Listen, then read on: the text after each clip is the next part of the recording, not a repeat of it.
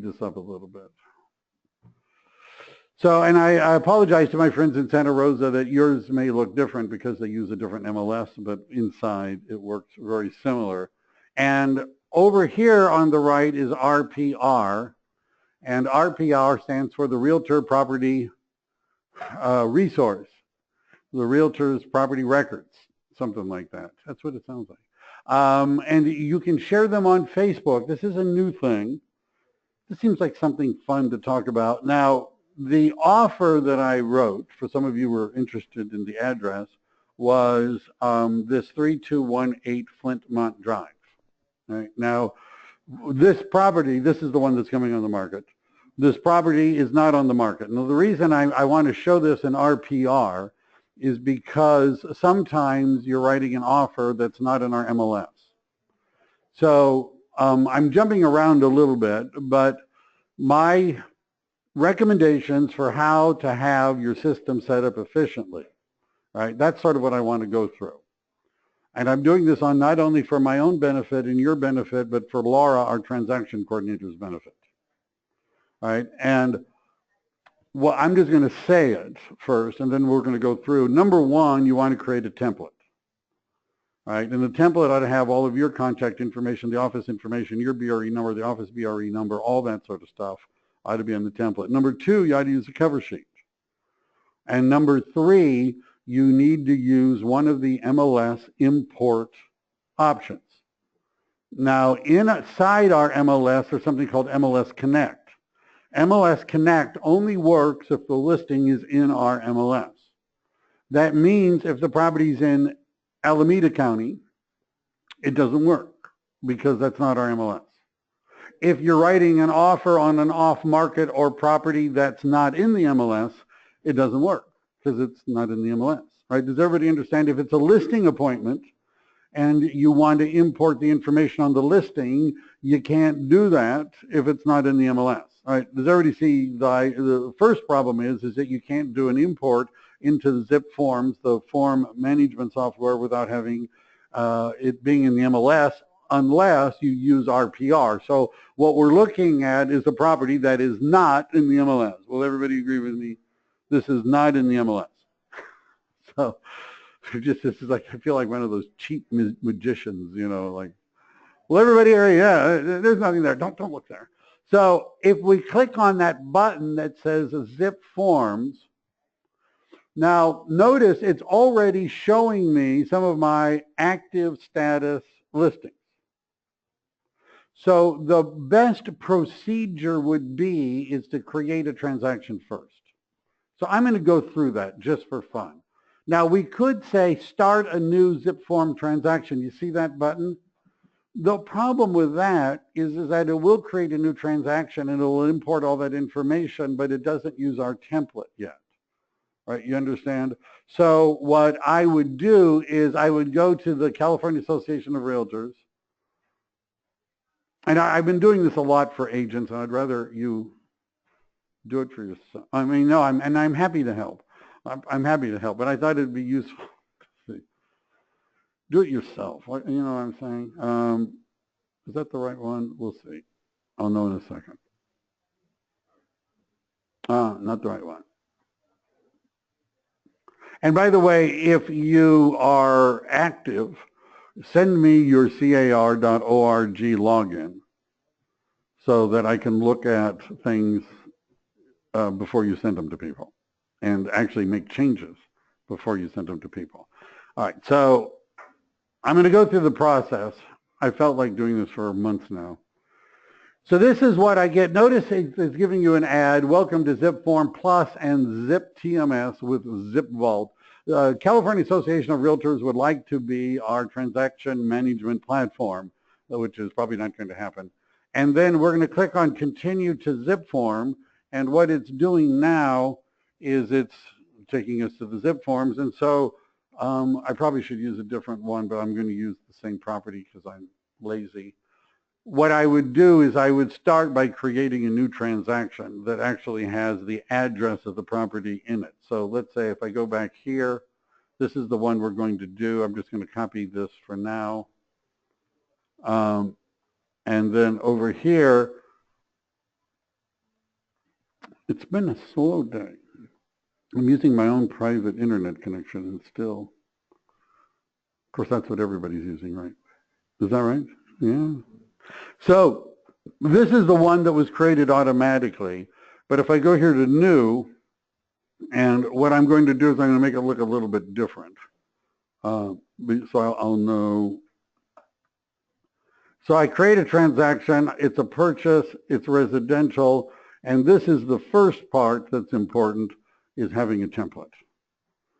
And so your template ought to have all of your contact information on it, if nothing else. Your name, your email address, your phone number, your office name, your office address, BRE numbers. You ought to do that first so that when we launch the template, and I'm going to use Dearborn, one of my listings as a template just for funsies.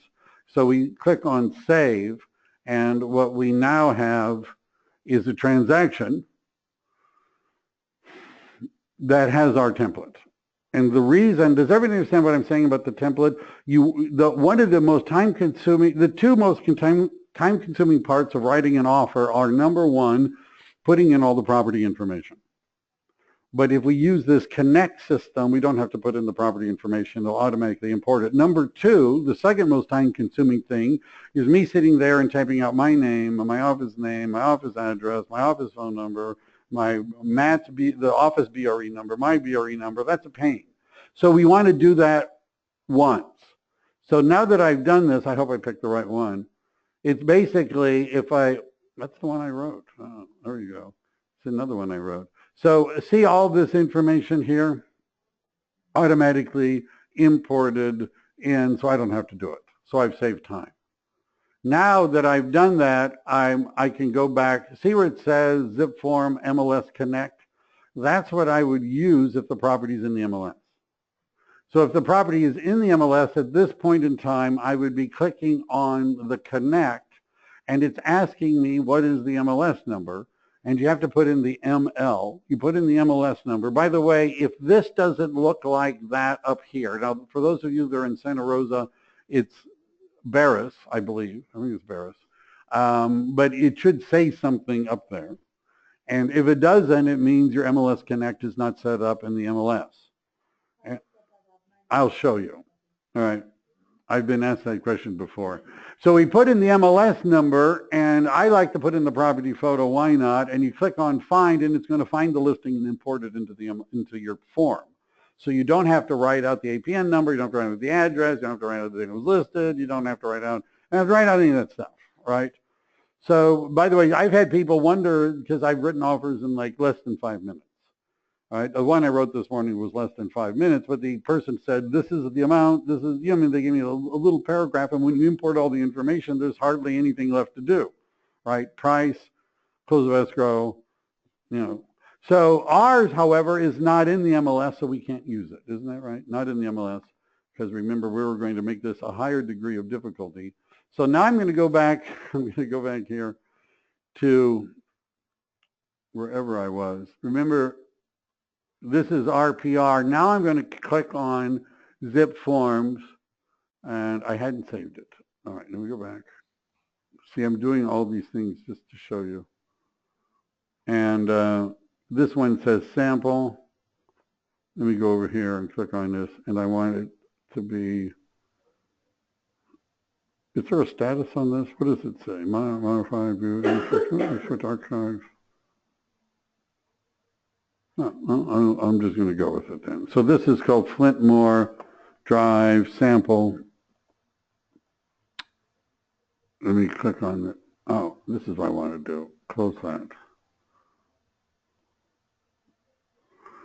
I don't know. It's not finding it. I can go here. Pretty smooth. Click continue. And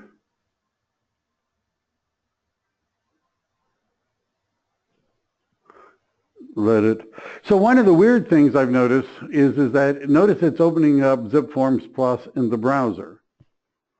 And I can click on this now, and it's now connected it to that. Right? So either you can you can either create a transaction right out of RPR and then import your contact information, right? You could add that, you can import that.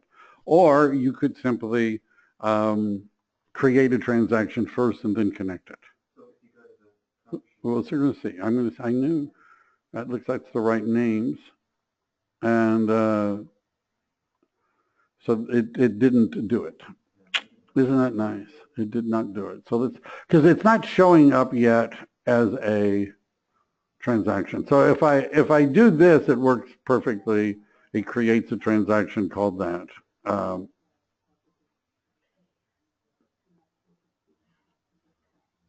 don't know why it's not showing the other one. I don't know. I didn't want to spend all my time on that. What I wanted to point out was you have to play with this. This is a new feature of RPR. Notice one of the other new features has to do with the ability to do postings on Facebook and other places based upon reports you've done. I'm going to probably do a series on this, but there's a series of training that they do on RPR. I'll give you an example. If I were going to go here to create a report, and I was going to create a market activity report, I have to admit I haven't done this yet, and then it has you can just sort of run it, and they now have a link so that you can post it on Facebook. Let me look at this one, see if it comes up. Not what? It did connect. Yours did. All right, I'm going to have to work on this. All right. So one of the most common questions I get from people are, how do I use zip forms better? How do I make all that work? And the other one is always the one on RPR. Regarding what you were talking about, so let's say you have a bunch of files, PDFs, that are not together, that are various disclosures, and you want somebody to sign them. What would you do? What would be the first step? So, what I did, Yeah. maybe not what you should do, is I imported the PDF into my transaction. Yes. And given that it had already been, so it was in a couple of cases it was like the first hit document. I imported the one that they had signed, and then I created my signature blocks in it. Okay. But you did this for each document. So one of the pieces to being successful in real estate, unfortunately, involves the ability to manage PDF documents. And by manage them, I mean a couple of things. Number one, edit them. And number two, combine them. Now, editing them, there are Google Chrome extensions that allow you to edit PDFs. There's hundreds of them. PDF Filler, there's hundreds of them. You could invest in Adobe Acrobat, or I use Foxit Phantom, which is an Acrobat type program. And there are online services that will combine PDFs for you, right? They make you look at an ad while they do it, but you upload all the PDFs and it combines them. Now my software will combine them for me, so I can create a PDF from PDFs. I can also create a PDF from PowerPoint presentations, a PDF from Microsoft Word documents, and a bunch of things. So what you do is you get all of these disclosures and you get them into one PDF document. Now, the reasons for using some of the software include the ability to make it a lower resolution PDF, because, you know, it starts to get kind of, you know, but I'm not talking about homeowner association documents, but all of those other things. You put them together and you combine them into one, so that now you have only one document for them to sign. This doesn't save you a lot of time, but it saves them a lot of time. Because now when you put them in, they can just hit on sign all, right, which they usually do after they've done 5 reading it. They go, forget it, and they just hit sign all. And it signs them all, and you now have one document that has everything with their signature on it. And the reason that I didn't know until I got to the end that it was a lot easier to use a single PDF file than. Right. If Right. you get to the end of it, now you can't bundle them together because It's too late. able to sign every document. Right. It's there. I think SkySlope has a bundling option, but I would rather create one file and have them sign the whole thing. All right. I have a question. Sure. So I just went directly to this form. Right. And I could do what you were doing up there. Now, why did you go to RPR first? What was the connection? You were just trying to get to. So RPR, what you can't do from CAR's form is import data about properties that are not in the MLS. Okay, so Right. RPR. RPR, any property that's pretty much in existence, it'll import the basic data into a form so you could write an offer or list it. Right. So how come I don't have access to that then? RPR? Yeah. How are you in the MLS? Yeah. So on the right, if you're on the first page of the MLS, Yeah, I can see RPR. so click on it, then you should get a box that says if you've never registered, you ought to register, and they're going to want you to tell them your NRDS number, which of course you've memorized. Of course. If you go directly to this form, Yeah. if you log in through the zip form Uh-huh. homepage, Okay. it will tell you you need to log in through Cloud.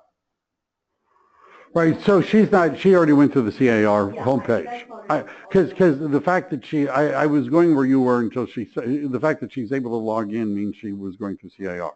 Because if you're not going through CAR, they won't let you log in. All right, so did everybody see in the email that I sent out a list of all of the training this week involving our zip forms mobile? If you're not good at this, you're going to have to learn how to do all this with your phone. Right? You're going to have to learn how to do this with your phone. So want to make a marketing piece? Do we have time for that? All right.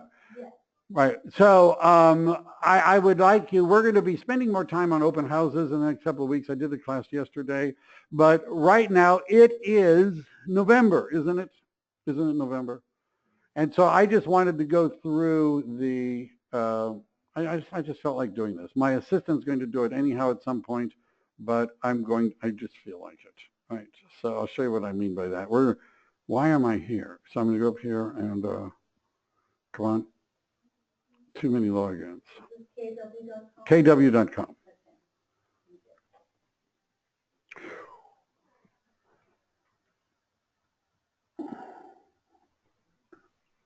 So you've heard the line, your database is your business. You've heard that?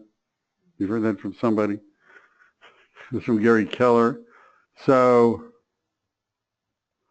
I want to show you the process that we meaning Ra and myself, go through in order to produce This Month in Real Estate every month.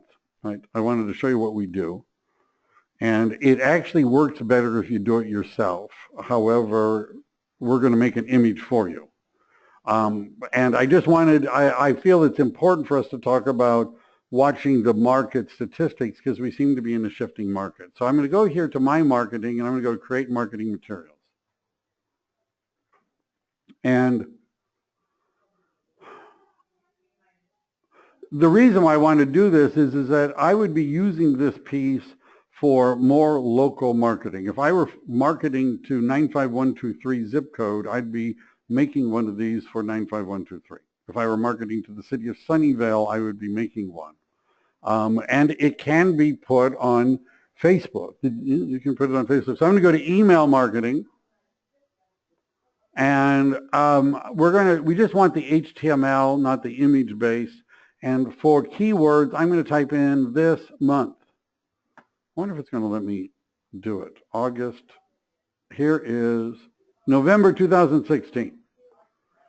So this is what it looks like. The problem with it is home prices have reached a high of 234,000. Right? Well, that's nationwide material. So we want to change that. So we're going to click on personalize. And I felt like doing all of the pieces of this. So this month in real estate, what I like to do is to just add into this, wrong, I didn't mean to be there. There we go. All right.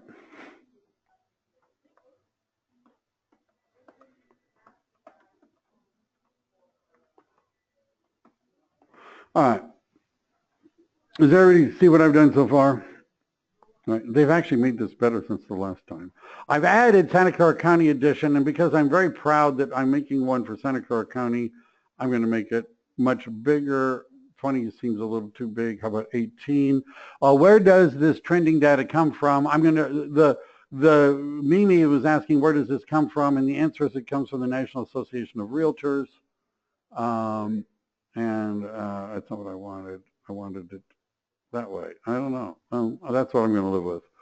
So what we want to do is change this to be more relevant to our marketplace. I'm going to go to Matrix.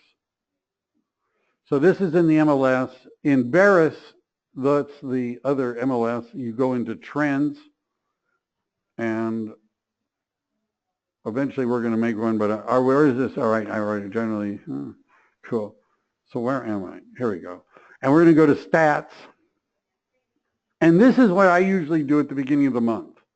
It's embarrassing to admit. But I go to custom, I type in SCC for Santa Clara County. I click on residential. I only want single-family condos and townhomes. What percentage of the sales in Santa Clara County are single-family homes?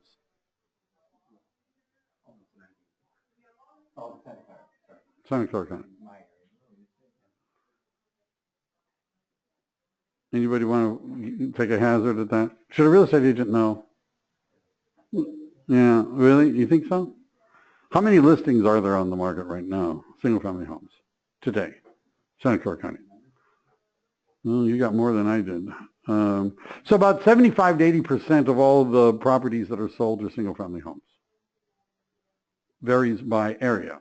But I'm going to throw them all in. It doesn't throw off our numbers that much. You can't. So if I'm doing something where I don't know, I'm going to be sending this out to 2,000 people. And I don't happen to know if you have a townhouse or if you have a condominium or if you have, I don't know. So I'm just going to do something generic for Santa Clara County, assuming you'll call me if you have a question. What about my neighborhood? And by the way, RPR is the best way to do neighborhood reports for somebody that you can email to them as a PDF. It doesn't take very long. So I'm doing single family condos and townhomes. Now notice I went to customize, and for time frame, I always pick past 5 years. And I do that because I want to see some sort of a trend. I'm just going to go ahead and do this. I don't care if you guys, I don't care what you think. 37%, 38% of Santa Clara County, according to MLS. Really? In October, we're single family. So I looked at the number of single family and the number of townhomes. What percentage is over single family? 37%. More than 37% were single family. Yeah, I think it's the other way around. 37% were townhomes.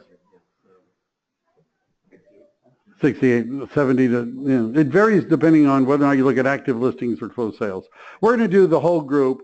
I'm going to use number of, and we're going to group it by month. So this is the setup, 5 years, number of sales, group it by month, and we click on generate. And one of the things that I talk more about as we're in shifting markets is the need for you to know what's going on in the market. Gary Keller likes to say that your goal is to be the local real estate economist of choice. So this doesn't look good, and the reason it doesn't look good is because I happen to have a bug in my program down here, which I've now removed, and now when I do it again, it'll past 5 years, number of sales, group it by month. I missed one there. Statistic would be number of sales. There we go. Click on generate, and oh, it's still doing it. What's it doing down here? All right, I've got to take this off. One of the problems I found with adding additional search fields is sometimes they automatically fill out whether you want them to or not. So here's the data that we're looking at, all right, for number of sales. So what I do when I'm doing this is I usually, sometimes I cut it off right there. I'm going to do the whole thing. So notice I've just copied it. And then I'm going to go to Excel and open it up. And I know I could have gone to export as a CSV, but I just like to do it this way. And what I would recommend that you do is that you actually do this every month, not only for Santa Clara County, but for an area you're interested. Going through the process will help you understand what's happening. I'm going to right click, and I can either paste special. What I'm looking for is Unicode text. And notice how it put in all of the numbers nicely and neatly. Does everybody see that? Now what I usually do once I've got this is the current month. 1, 2, so I say this equals the current month minus last month. So we have 123 fewer sales in October than we had in September. This equals the difference divided by the old total. That formula was, I took the difference and I divided it by the older total, the older number, and I'm going to just highlight that because that's our percent. Sales are down 9% from September to October in Santa Clara County. Did you know that sales were down 9% month over month, October versus September?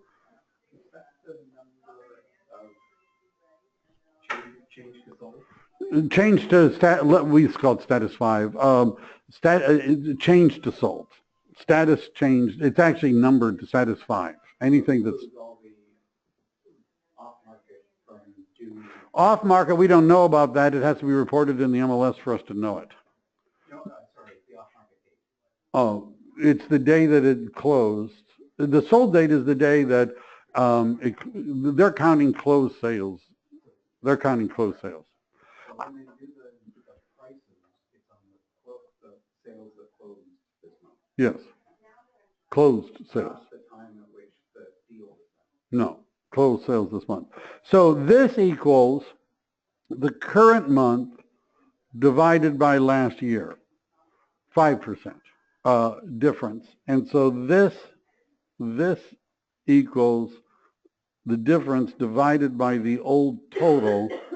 And so essentially there's statistically no change from last year. Does everybody see that? Because it rounds, we're down 9% from the previous month, but statistically we're about the same we were last year. That's something you might not have known, right? One of the other things that I sometimes do while I'm looking at it is I oftentimes will get rid of, I should have done this better. I'm just going to clear the contents of these sales. And so sometimes what I'll do is I'll take this. I want to know, I'm going to sum this together. I just want it to add up. Here, let me go this way. Hit enter. And so in 2011, through October, we'd sold 13 and 81. If I drag that over, you can see what we have 12,326. Our year-to-date sales are down from 2015. They're down from 2014. They're really down from 2013 and really, really down and really, really down, right? Now, to make this look presentable, what I'll do, because I'll copy this and I'm going to paste this down here. And then I'm going to take these numbers and I'm going to paste it here. And sometimes you have to do, when you do paste, we want values. And so what I'm now going to do is take this here, insert, and I'm going to use recommended charts. Why not for that one? I'm going to click on OK, and I've made a chart. And what the chart shows is where we are in 2016. These are year-to-date sales of homes in Santa Clara County, single-family condos and townhomes. So we're at the lowest point we've been in 5 years in terms of number of sales. Did you know that? We're at the lowest point. We're down month over month, about the same as last year by month, but we're down in overall sales. I happen to like that particular look for some reason. I don't know. Notice how it puts the numbers in there. Isn't that nice? And then I right-click and I move the chart because I just feel like it over to a new sheet down here. And so the chart now has its own little page. Isn't that nice? Isn't that nice? And then what I typically would do is I'm going to format this. We're going to have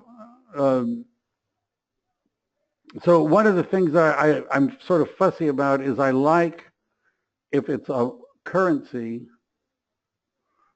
to actually have the comma and the dollar sign. Let's see if this updated. See how it updated on the chart. So now there's dollar signs and commas. And so I'm going to go and I'm going to be working on this chart, right? So I'll make the dollar, the numbers bigger so you can read them. I'm going to put a title. I'm going to make, why don't I just do some of this, right? So I'm going to go, I click on one of these, and when you go to home, let's see if it's letting me do it. Control Z. I don't know why it's not letting me do all of them. There we go. So I just go big, big, big, big, big, big, big until it fills up so people can read it. And I click on the date and I make it big, big, big, big, big, big, big, big, big until people can read it. So now I have a chart that demonstrates what's happening. I can add a title to it, but I don't really worry about that. Once I've done this, is this interesting to anybody other than, is this, am I just losing it up here? So now that I've done this, I'm going to go to, I'm showing you the different pieces I go through to make This Month in Real Estate. So I'm going to launch PowerPoint. How am I doing on time? All right. I'm going to launch PowerPoint. And eventually what we want to do is we want to make some interesting graphs and charts about what's going on in the market. We are going to modify probably This Month in Real Estate if I get to it. And we're going to publish it. And the easiest way to make pictures out of graphs and charts is in PowerPoint. So what I'm going to do is I'm going to go to my spreadsheet and I'm going to, if you click on the outside, you get everything. And I'm just going to copy that. And I'm going to go here and I'm going to paste it in. And so here's my chart. And just because I feel like it, I would usually make it fill up the screen.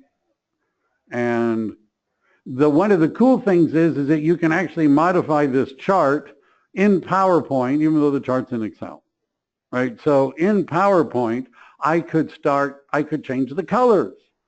I like that color. How about that, right? And so so what I would do, let's say I wanted to change the color of the bars. That's really what I meant to do.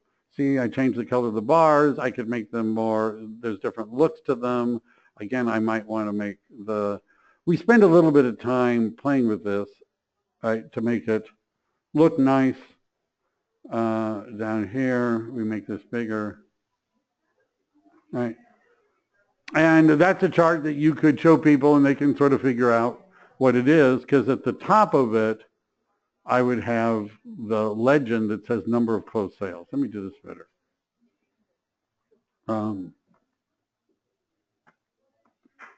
Closed sales, I really want it. Closed sales, Santa Clara, boy.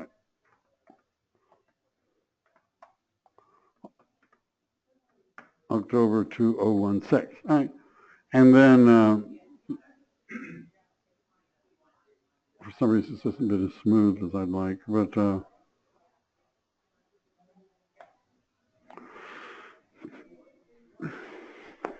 right. Now what I'm going to do, just so you don't think I've completely forgotten about it, I'm going to go back here. Now home sales increased year over year. Is that true? In Santa Clara County, are home sales up year over year? No. So home sales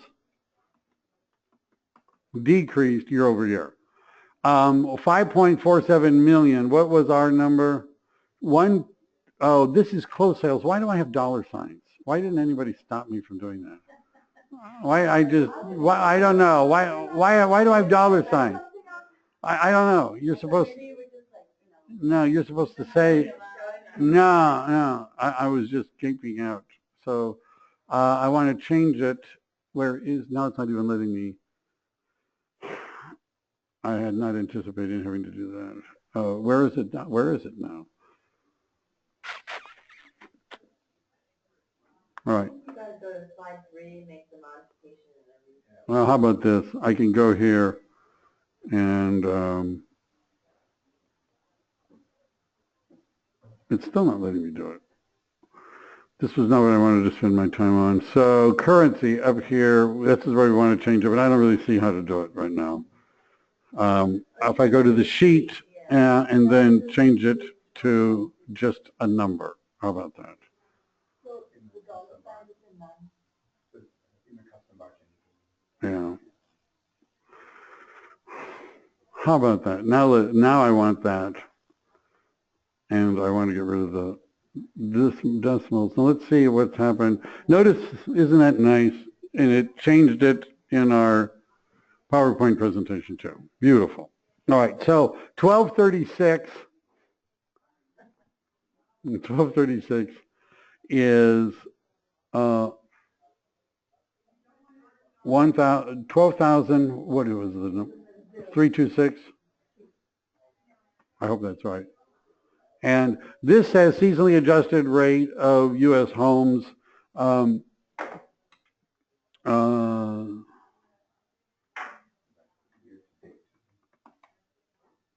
Yeah, I'm messing this all up. I'm messing this all up. Let me go back. I was getting to, I don't know why I was doing that. This is why I let my assistant do it most of the time. How about, I can see why I want her to do it. 1,232 was the number, and so I might make that bigger. And I always say single family condos and town homes. Right? That's pretty much all you need. And then we go and notice some of these arrows. Sometimes they're up. Notice none of our arrows are up. And so what we want to do is, I think I've already created some arrows, but it seems like it's a lot easier to just let my people do this, doesn't it? And so here's a down arrow that I have. Notice how it's made the arrow down, and we put in how much it went down over last month and last year, same month. And we end up making the arrows. And then we do the same thing for the dollar amounts, and we go ahead and finish the piece. Let me see if I can just do this. I got 10 minutes. Can I send it out in 10 minutes? So it's down 9% and 0% of our 2. So I would say it is 0 space 9% since last month. And we're just going to say it's plus slash minus 0% since 1 year ago, right? And then I don't know what to do. I don't really know what to do if it's, I'm going to have it down because I happen to know that even though it rounds to nothing, it's really down a little bit. So what was the median price? We didn't figure that. So we go back here. Once I've done one of these, what I tend to do is I'll just go up here and I'll say, all right, the next thing I want to know is median price. I hit generate. Now it's going to generate it on this same page. I simply copy it. And by the way, if I'm not going to do a cumulative, I just copy down to here so I don't have to delete because I'm really lazy. And so I would go over here and put this in, give it a space, paste special, Unicode text, and it didn't copy the whole thing. How did that happen? So Control C, Control, there we go. So now we've done the sales price, and then we basically do the same analysis. So our price is up or down, what would you guess? Well, this equals the current price. It was only $910,000, the median price, minus last month shows us that there was a $30,000 increase. This equals the difference, $30,000 divided by the old total. So we're really down 3.43%, up. I'm just seeing if you're paying attention. And then this, I'm going to say, this, I usually do it under equals that one minus that one, and that's 60,000, and that equals the difference divided by the old total. And I'm going to just make that a percentage. So sales price is 910, up 3% from last month, down up 7% from last year, and then we go and do that, right? And so what was the number? 910. That's pretty good. Why is it increasing? If we are in a shift and everything, how the sales prices are increasing month over month and year over year. So month over month. Why would that be? So, yeah, so the houses that are going into inventory, or the houses that are being sold now are the ones that haven't been selling because the inventory is being smaller, and they are higher priced. So, It's a high like, price. I know, like, So the days on market should be longer also. days on market is going up, but the houses that are available to be bought are more expensive than the ones that are available.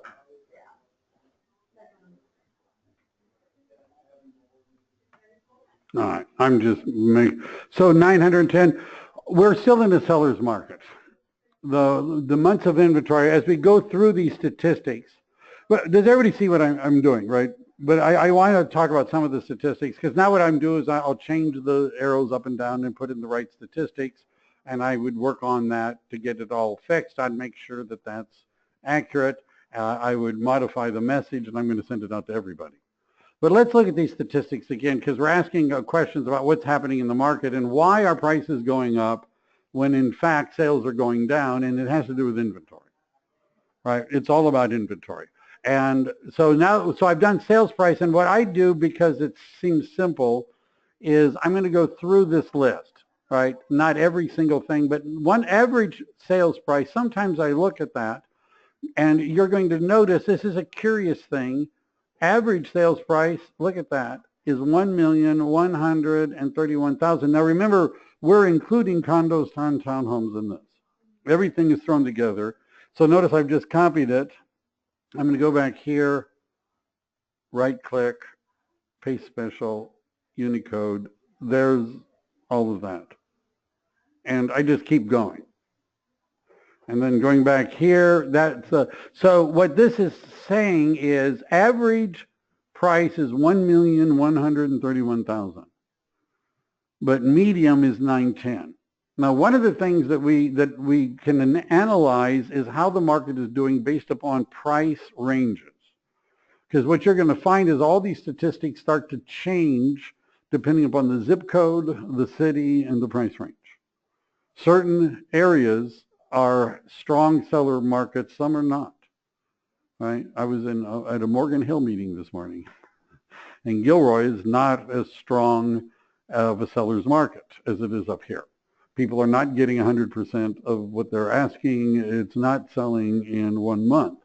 So we've done that, and you just need, with that, is it possible that somebody might say to you, your number is wrong, 910, because I hear it's over 1 million? And the difference is one person's talking average and the other one is talking median. Median is the middle number. So what else would be interesting for us to peek at? Average price, list price, the sale price, the square foot ratio, price per square foot ratio. I usually make a chart on this just because people are oftentimes curious as to what their home is worth, and they're going to insist that you give them a number. Right? People will sometimes insist. They'll say, well, give me an idea. What do you think my house is worth? Well, right now we know that last month, on average, houses in Santa Clara County got $657 a square foot. What's your square footage? Well, how about that? Right? That's a starting point. Right? Your mileage may vary. Right? So is that, and by the way, when we do that chart, you see how that, look at that, it went from $354 a square foot to $657 a square foot in 5 years. Yeah.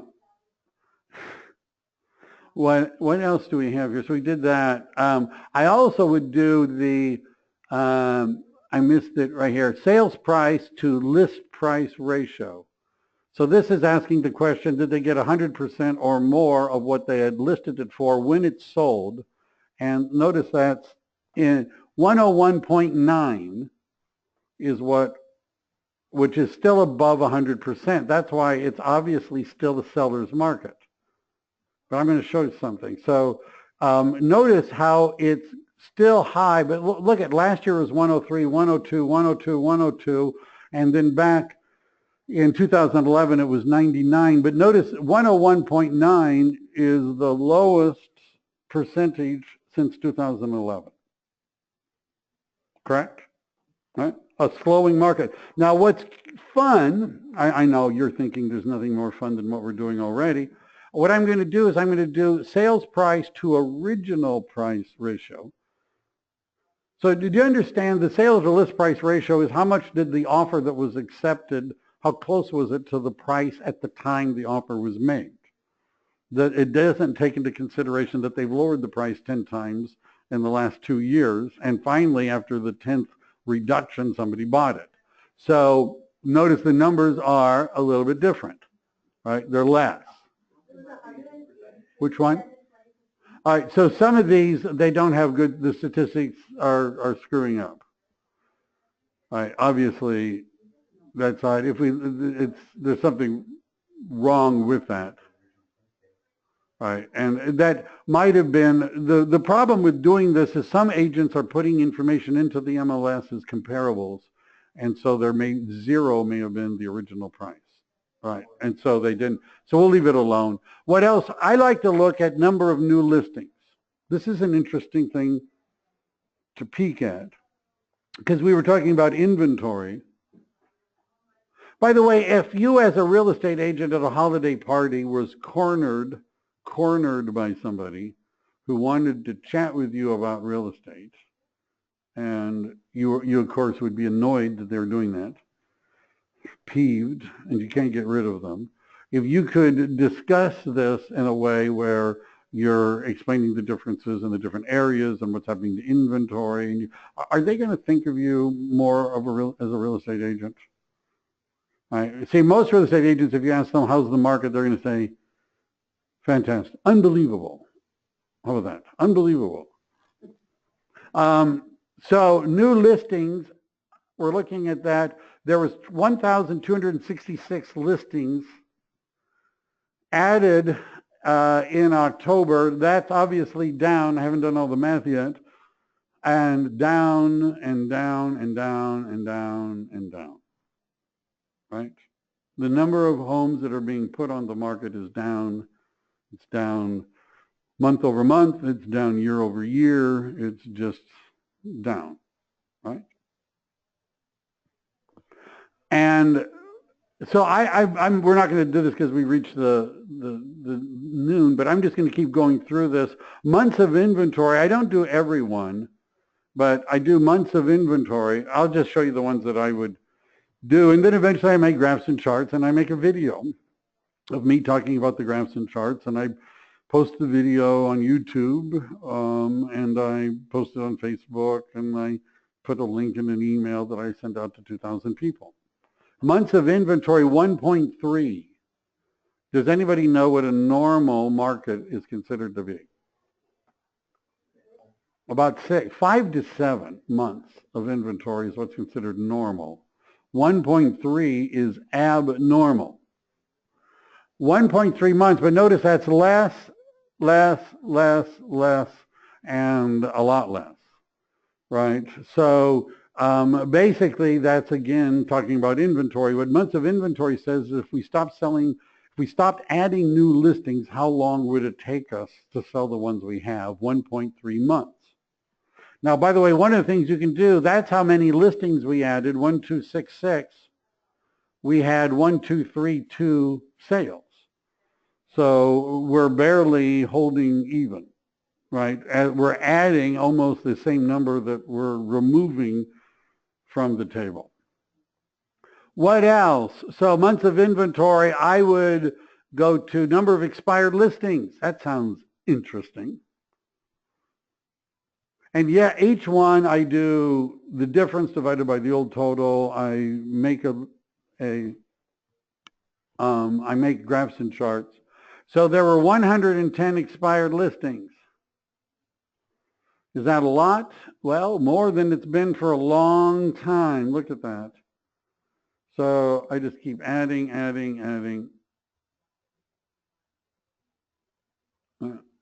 So if we look at this, we had 110 expired listings in October, the most we've had in any month this year, more than any in 2015, 14, 13, 12. We have to go back to 2011 to find that many expired listings. Expired listings are growing up, right? Canceled and expired are the same. It includes canceled. It includes canceled. What does that mean, the seller doesn't want to sell anymore? So I've been told this is a terrible metaphor, but most of mine are. So somebody's in the hospital. If they die at the hospital, that's an expired. If the family gets around and says, there's no reason to keep going on, pull the plug, that's a canceled. Now, the end result is the same, right? You've got dead soldiers on the ground, right? That's the end result. So one of them, they gave up in the middle, and the other one, they rode it to the end and then gave up. So expired listings, but can everybody see how this could be useful? Days to sell, median and average. I go through most of these. How many days does it take? And this is when an offer is made and accepted. What do you think it is? 15. 15. Average house. Now that was this days to sell median. That's the median number. Average, days to sell average is going to be probably a little bit of a different number, higher. Look at that, 28. And that's because there's some homes that sit on the market for years and they throw the average off. But median is only 15. So that means that half of the homes sold in about 2 weeks. Isn't that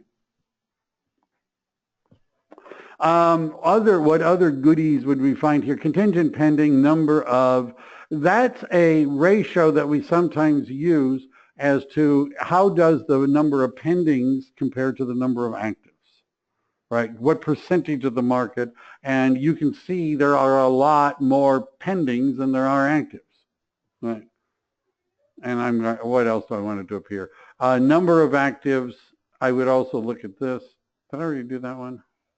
I don't know. I think so. There's 1557 active listings, according to this, at the end of October. And you can see, how does that compare to last year? There was 1891, 2000, 2024, 4,700. Right? Now, some of you may have heard me talk about when the market shifted last time, it went down 50%, the number of sales, and prices dropped 50%. Right now, there's no indication that the market is going to correct that much. We certainly aren't seeing it yet, but can you see as you go back, it wasn't that long ago when it was a different world, right? And buyers were prized and sellers were, there's a whole bunch of them, right? Wasn't that long ago. I've had adult real estate agents ask me if we've ever had a buyer's market in California. How long do listings stand before they are expired? Mimi, that depends upon what is put into the contract. It could be a 30-day listing, a 90-day listing. Most listings you would try to go for 6 months or 180 days or 24 weeks, one of those. Right? Don't stop, just keep going. All right, does that make sense to everybody? And should you, if you're a real estate agent, should you know this sort of stuff? Should you be paying attention to it? Should you be able to talk about what's going on in the market? All right. Now, one of the things my assistant prepares for me is she actually breaks down. Don't listings start to look stale after sitting on the market? Yeah, they do, Mimi. They look stale after they've been on the market for 100 days. And now what you have are the investors swirling around, the sharks come out. I've had investors that only wanted me to show them homes that have been on the market more than 90 days. They didn't want to see anything else because they knew those people were soft probably by now, right? Reality had spoken. All right, was that a useful thing? We would create a, and by the way, you can create, could you hire somebody that's good at Excel? Let's say you're not, right? This is kindergarten Excel. You can find, I mean, it really is. You could have somebody make these for you if you gave them the, if you just downloaded the data. There's people that make nice looking graphs and charts and send them back to you for really cheap, really cheap, really cheap. And I'm going to make some from Santa Clara County, which I'll share. But if you're working Sunnyvale, I would be making these for Sunnyvale. If you're working Mountain View, I would be doing this for Mountain View. Correct? To be an economist and be able to talk about it. That's all that I got for today. Tomorrow we're going to be doing the shift series again. And I'll see you then at noon.